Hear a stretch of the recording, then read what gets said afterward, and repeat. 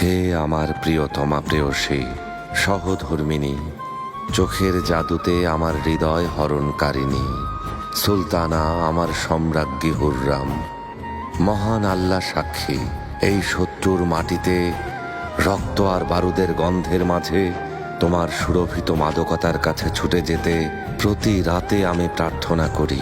আর এভাবেই রাত কাটছে আমার। মহান আল্লাহ তাআলাকে অনেক ধন্যবাদ যে আমার দোয়া তিনি কবুল করেছেন। যেন কোনো গায়েবী সাহায্যে তোমার চিঠি এসে পৌঁছেছে। ওই কোমল মুখের কথা ভেবে ভেবে এই বাদশা অস্থির। যদি সম্ভব হতো ফরহাদ আর মজনুকে প্রশ্ন করতাম বিরহের সময় তাদের কেমন লাগতো, তারাও কি আমার মতো ব্যাকুল হয়ে প্রার্থনা করত?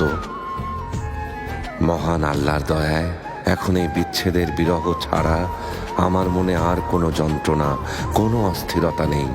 মীর মেহমেদ খানের, সেলিম খানের বিদেহী আত্মার আশীর্বাদ, তোমাদের দোয়ার পাশে থাকা আমাকে সাহস জুগিয়েছে। আমার বাইজিদ, আমার জাহাঙ্গীর আর আমার মিহিরমার শুভ কামনা পেয়ে কতটা খুশি হয়েছি তা ভাষায় প্রকাশ করা যাবে না। এখন আমার চোখে শুধু আমাদের একান্ত সময়গুলোর স্মৃতি ভাসছে।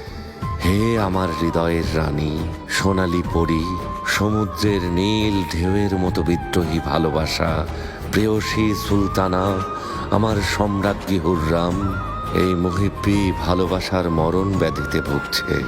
হে আমার ভালোবাসা, আমার এ রোগের নিরাময় শুধু তুমি।